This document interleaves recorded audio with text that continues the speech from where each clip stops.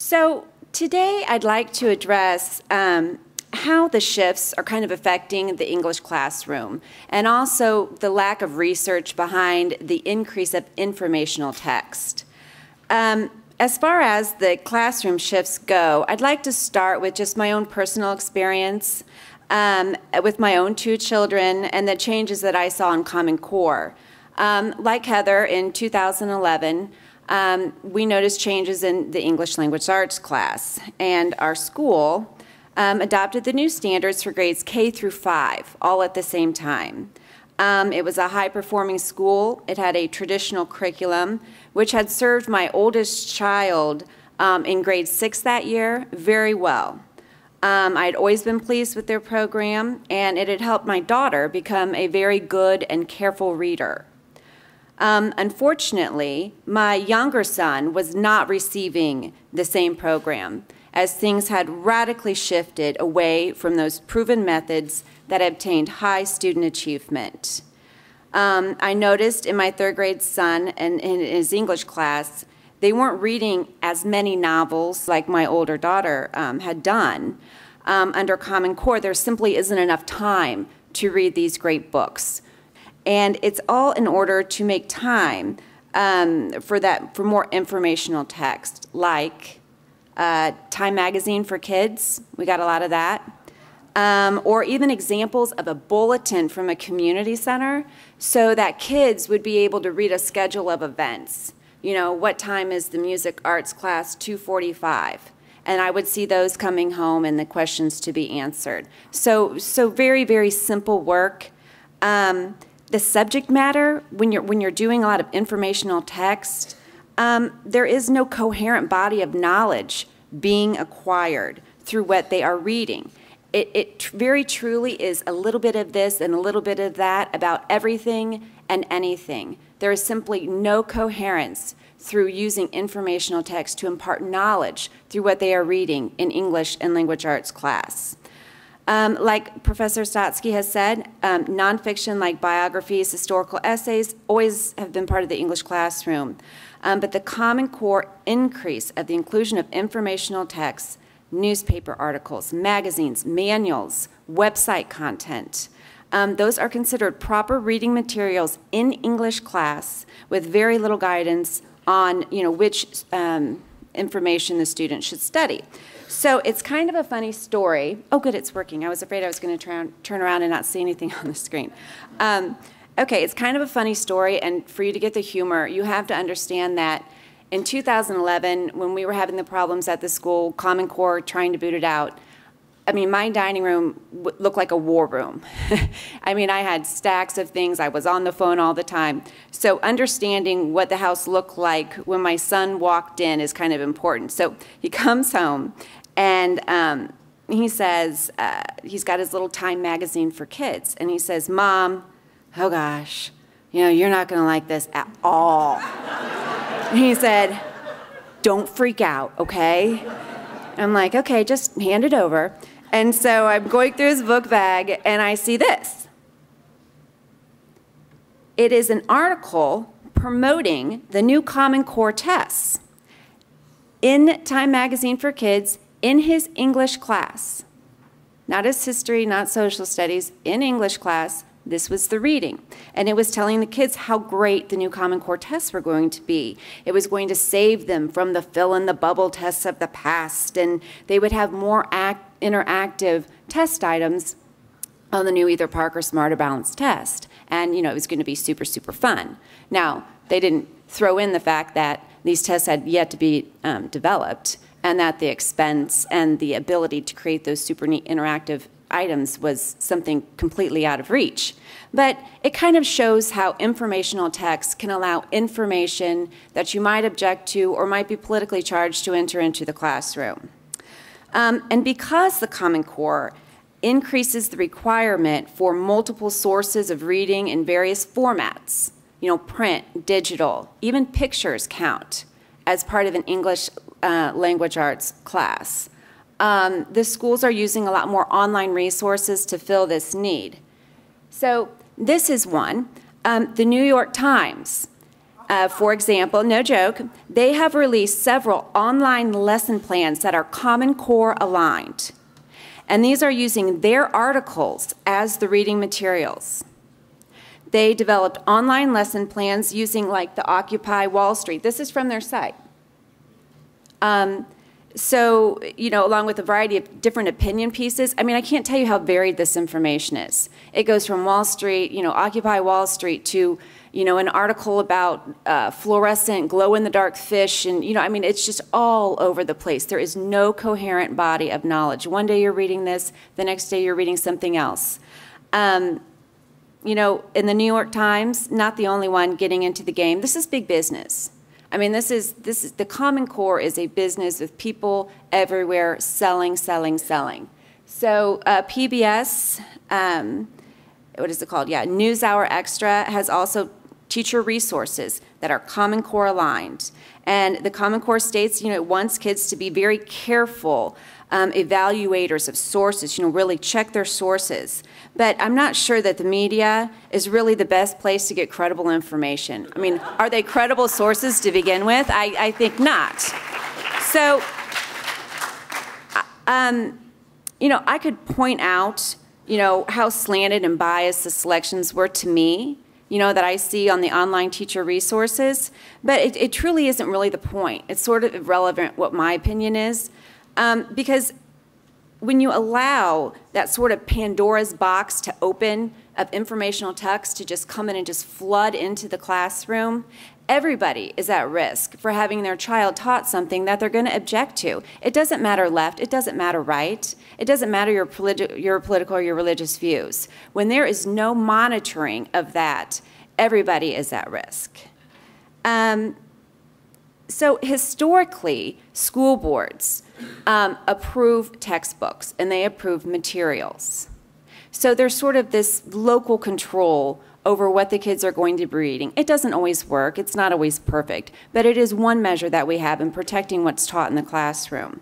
But think about it, with teachers downloading magazines, articles, who knows what, online, and they all have that Common Core approved seal on them, we have just transferred power from local school boards to anything that has that Common Core seal sign of approval. It is a complete reversal of how we authorize materials to be taught in the classroom, and I can only think this is slightly intentional.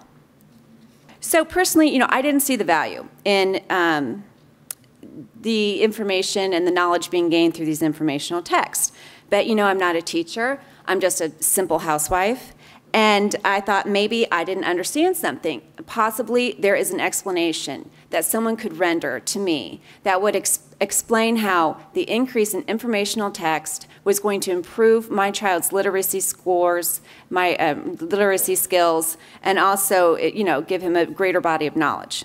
So I looked around and I didn't see a lot supporting what they were doing.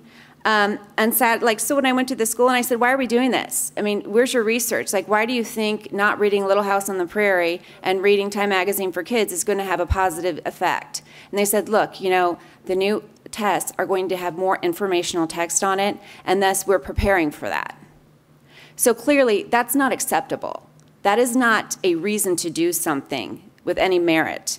So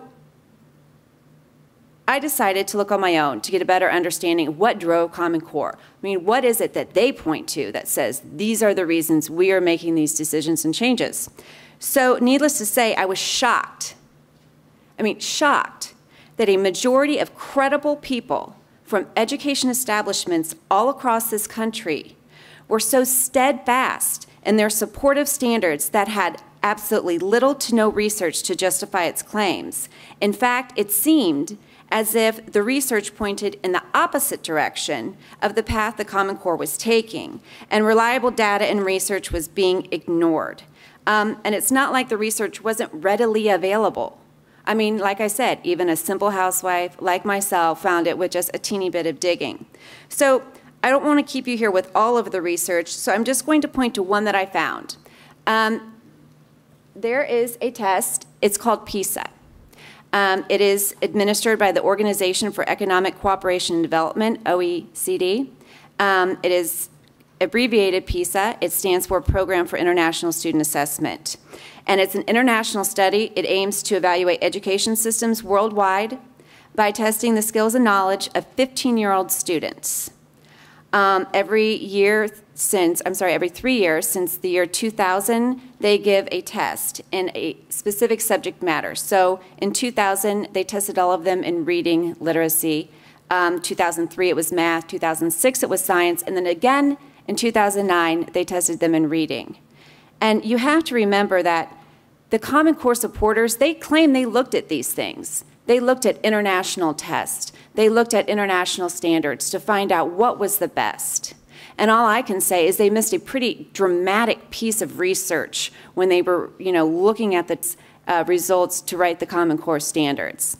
And you have to also consider that this test tests 500,000 children from 79 countries, representing 87% of the world's economy. So what that shows is that this data has a very large sampling of students and somewhat longevity to it, which when you're trying to make decisions based on data that are going to affect an entire nation of children, using data from large samplings with some time behind it is extremely important because it tends to be more accurate. And I'm not a total fan of the PISA testing itself, just to put that on the record, but this data is very significant. So what I found